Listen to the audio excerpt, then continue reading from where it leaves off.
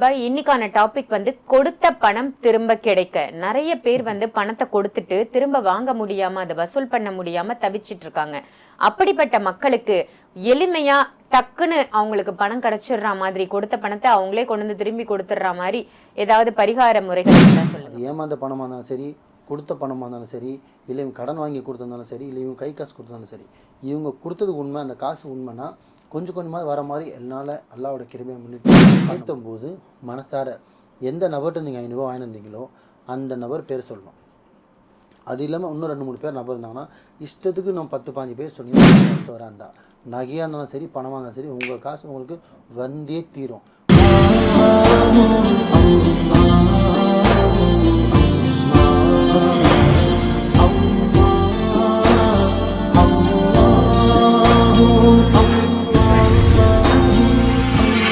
மறுஜென்ம நேயர்கள் அனைவருக்கும் அன்பான வணக்கங்கள். புழல் காவாங்கரை ட்ரிபிள் டவர்ஸ்ல இருக்கக்கூடிய மாலிக் பாய் அவர்களை தான் சந்திக்க வந்திருக்கோம். வணக்கம் பாய். வணக்கம் பாய். இன்னைக்கான டாபிக் கொடுத்த பணம் திரும்ப கிடைக்க. நிறைய பேர் பணத்தை கொடுத்துட்டு திரும்ப வாங்க முடியாம அதை வசூல் பண்ண முடியாம தவிச்சிட்டு இருக்காங்க. அப்படிப்பட்ட மக்களுக்கு எளிமையா டக்குன்னு அவங்களுக்கு பணம் கிடைச்சிடுற மாதிரி, கொடுத்த பணத்தை அவங்களே கொண்டு திரும்பி கொடுத்துடுற மாதிரி ஏதாவது பரிகார முறைகள் இருந்தா சொல்லுங்க பாய். நல்லா கேட்டீங்கம்மா. ஆக்சுவலி இப்போ நிறைய வீடில் சொல்லியிருப்போம் மைத்திரி முகூர்த்தம்னு சொல்லிட்டு. அது நம்மளோட கடன் சுமையை தீர்க்கிறதுக்காக முன்னோர்கள் சொல்லிட்டு போனது தான் மைத்திரி முகூர்த்தம். ஆனால் நம்ம கொடுத்த காசு வாங்கணும் இல்லையா? ஃபைனான்ஸ் கொடுத்துருக்கலாம், கை மாற்றா கொடுத்துருக்கலாம், சில பேர் வட்டி கொடுத்துருப்பாங்க, சில பேர் தண்டல் மாதிரி கொடுத்துருப்பாங்க, சில பேர் நான் வாங்கிட்டு 10 நாளில் தரேன், 1 மாதத்தில் தரேன், கல்யாணத்துக்கு போயிட்டு வந்து தரேன், ப்ரோக்ராம் பண்ணிட்டு தரேன்னு சொல்லிட்டு கை மாற்றா கூட வாங்கியிருப்பாங்க. இல்லை நண்பர்களுக்கோ, அம்மாவோ, அப்பாவோ, சொந்தமோ, பந்தமோ, நம்ம காசு நகையோ இன்னொருத்தட்ட இருந்தால் அவங்கக்கிட்டேருந்து அது வர்றதுக்கான பரிகாரம். இப்போது நான் என்கிட்ட வராங்க பை, நான் காசு கொடுத்து மாட்டிக்கிட்டேன் பை, எனக்கு காசு வர வச்சு கொடுங்கன்னா, இப்போ தகுடு மூலிமா எழுதி நிறைய பரிகாரம் இருக்குது, பண்ணி கொடுத்து செஞ்சேன்னா அவங்க செய்ய 60-90 நாளுக்குள்ளே அந்த பணம் முழுசாக வரலாம், கொஞ்சம் கொஞ்சமாக வர ஆரம்பிச்சிடும். அது ஏமாந்த பணமாக இருந்தாலும் சரி, கொடுத்த பணமாக இருந்தாலும் சரி, இல்லை இவங்க கடன் வாங்கி கொடுத்துருந்தாலும் சரி, இல்லை இவங்க கை காசு கொடுத்தாலும் சரி, இவங்க கொடுத்தது உண்மை, அந்த காசு உண்மைன்னா கொஞ்சம் கொஞ்சமாக வர மாதிரி என்னால் அல்லாவோட கிருபையை முன்னிட்டு பண்ண முடியும். அவன் வரணுன்ற அவன் எழுதி போட்டு வந்ததுன்னா பண்ணி கொடுப்பேன்.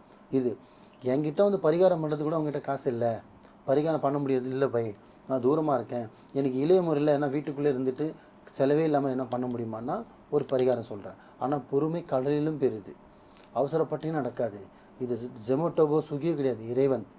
அவன் நாடினா தான் நாட்டம் ஆடும், நீங்கள் நாட்டம் ஆடுற மாதிரிலாம் அவன் நாட மாட்டார். சரிங்களா?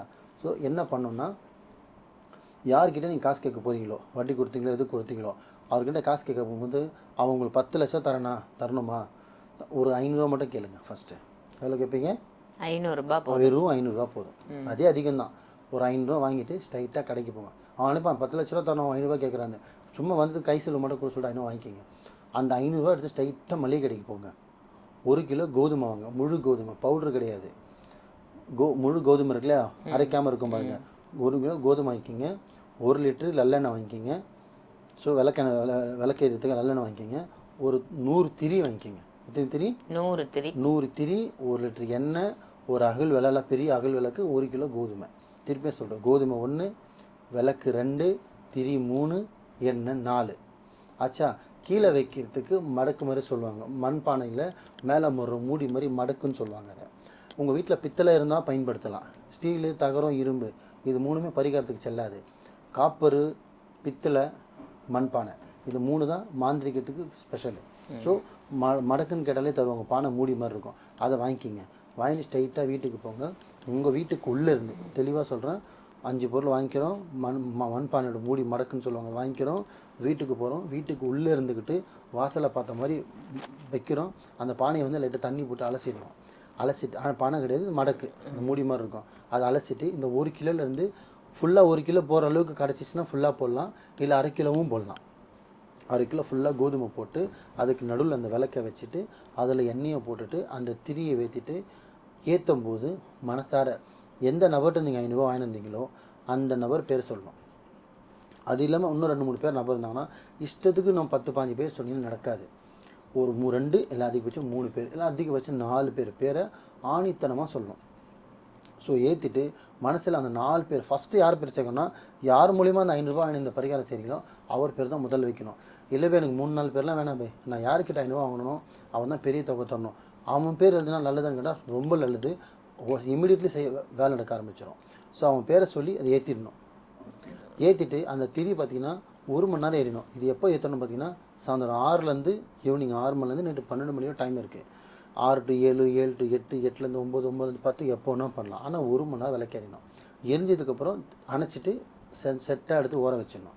திருப்பி அடுத்த நாள் இந்த மாதிரி எப்போ எத்தனை நாள் ஏற்றணும்னா கரெக்டாக 90 நாள் ஏற்றணும். எத்தனை நாள் ஏற்றணும்? 90 நாள் 90 நாள் ஏற்றணும். 90 days ஏற்றணும். இது ஏற்ற ஒரு 21 நாள் தாண்டும் போது ஒரு பாசிட்டிவ் வரும், 31 நாள் தாண்டும் போது ஒரு பாசிட்டிவ் வரும், 48 நாள் ஒரு மண்டலம் ஆச்சுன்னா ஒரு பாசிட்டிவ் வரும். தினமுமே ஏற்றிட்டு வரணும். தினமுமே 90 நாள் 90 திரி ஏற்றணும். மாதவிடாய் நேரத்தில் திரியில் கை வைக்கக்கூடாது.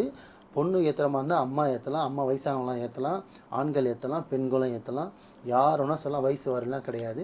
குறிப்பிட்ட 10 வயசு மேலே இருக்கும் இந்த பரிகாரத்தை செய்யலாம்.